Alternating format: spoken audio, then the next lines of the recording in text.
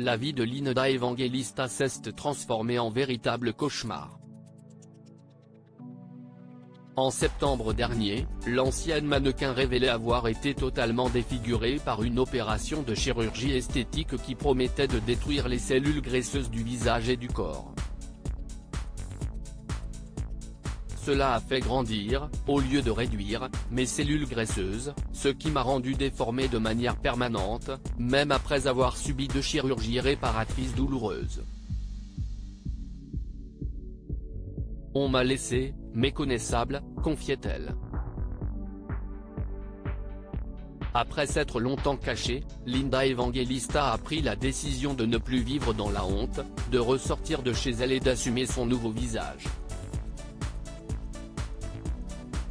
Si est exactement ce qu'elle a fait en couverture du numéro du British Vogue, souriante. Mais les stigmates sont présents et pour elle, impossible de ne pas poser avec son visage retenu par du ruban adhésif et un élastique. Suis-je guérie mentalement? Absolument pas.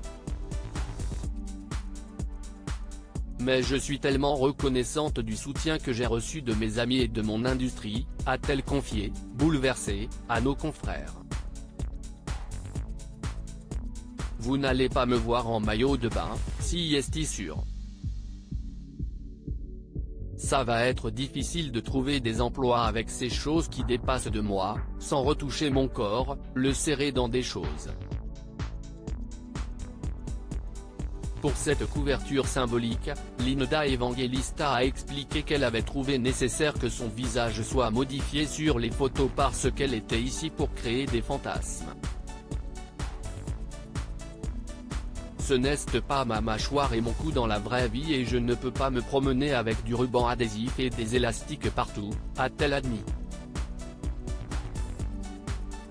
Vous savez quoi, j'essaie de m'aimer tel que je suis, mais pas sur les photos. Sur les photos, je pense toujours qu'on est là pour créer des fantasmes. Nous créons des rêves. Je pense que si est autorisé.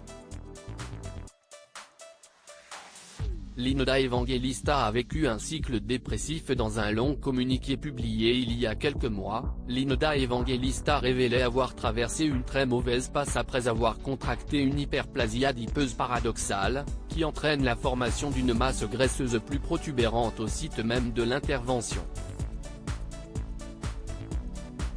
Cette maladie rare l'a entraînée dans un cycle dépressif, de tristesse profonde.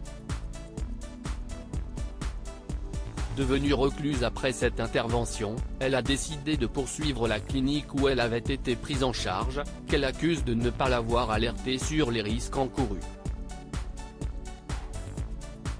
Dans les colonnes de People, elle expliquait avoir intenté une action en justice contre la société mère de Cool Sculpting, Zeltic Aesthetics Incorporée, et réclamait 50 millions de dollars de dommages et intérêts car elle était incapable de travailler depuis cette procédure.